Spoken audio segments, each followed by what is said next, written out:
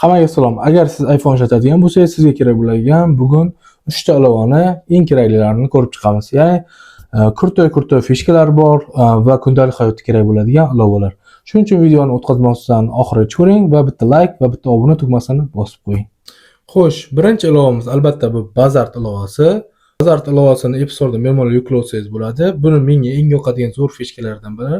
Misol uchun sizga ham kerak bo'lib qolishi mumkin. Mana plus ustiga bosamiz. Fotoni ustiga bosamiz va bironta rasm tanlaymiz. Misol uchun men bu rasm tanladim. Va men bu yerda ubrat fon, ya'ni fonni olib beradigan funksiyasi bor. Bu ba'zi bir ilovalarda pullik.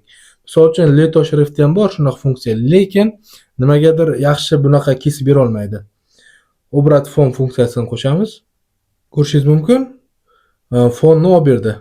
Buni strelka ustiga bosib saqlanib qolsak bo'ladi. Mana galeriyadan kirib ko'ramiz endi.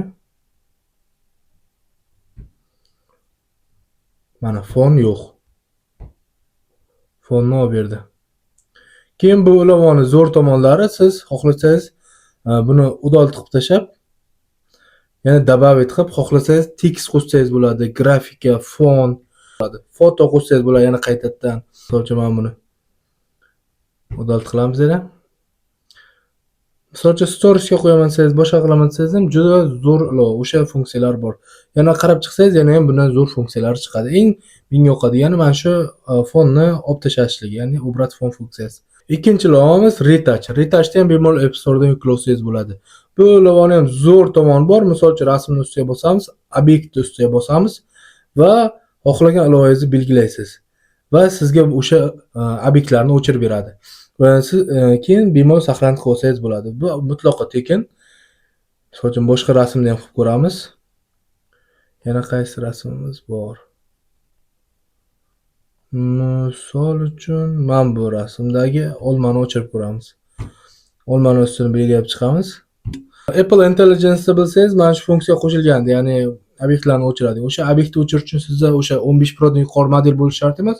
Shunchaki mana shu ilovani yuklab olsangiz bo'ladi. Bunda yana boshqa funksiyalari ham bor, lekin eng zo'r menga yoqqan funksiyasi mana shu o'chirg'ich funksiyasi. Qolgan funksiyalarni ham bemalol sinab ko'rsangiz bo'ladi. Uchinchi ilovamiz hamma biladigan ijtimoiy tarmoq, ya'ni qanaqa desangiz, albatta ko'rinib turibdiki, Pinterest. Pinterestda siz video, rasmlarni sketchat qilib, ya'ni yuklovsangiz bo'ladi. Xohlagan rasmingizni zapros berib, misol uchun iPhone 16 deylik. iPhone 16 ni sizga rasmlarni chiqarib beradi. Buni ustiga bosasiz, mana bu 3 ta tugma ustiga bosasiz va sketchat izobrazение turibdi. O'shani yuklab olsangiz bo'ladi rasmlarni. Misol uchun galeriyaga kirib ko'ramiz. Ko'rishingiz mumkin, rasmni yuklab oldi. Bunda lekin videolar ham yuklanadi ba'zida. Lekin o'sha videolarni yuklamoqchi bo'lsangiz, yuklab bo'lmaydi. Lekin zo'r bitta sizga bot o'rgatib qo'yaman. O'sha bot ham bor. Mana video. Misol uchun buni 3 ta tugma ustiga bossangiz, sketchat video degan yozuv chiqmaydi. Shuning uchun podelиться ham bosamiz. Silkani kopировать qilib olamiz va chiqib ketamiz. Telegramga kiramiz. Save as bot bor. O'shani siz qidirsangiz chiqadi. Save as bot, mana bu bot. Bu botga siz Pinterestdan bemalol silkasini jo'natsangiz, sizga videosini chiqarib beradi. Fayl yuborilmoqda. Mana ko'rishingiz mumkin, video chiqdi.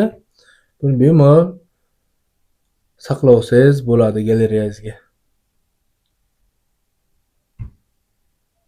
Mana shunaqa zo'r ilovalar bor. Misol uchun ishlataman desangiz, juda ham kerakli. Xo'sh, shunaqa gaplar. Bu texno tahlil edi. Agar video yoqqan bo'lsa, yana bir bor like va obuna tugmasini bosib qo'ying. Keyingi videolar nima haqida bo'lishini kommentariyada yozib keting. Xudo xolasa, bundan ham zo'r ilovalarimiz, fishkalarimiz bor. Agar kommentariyada yozib ketaversanglar, poddershkada bo'lsanglar, yana videolar chiqarsa davom etaveraman.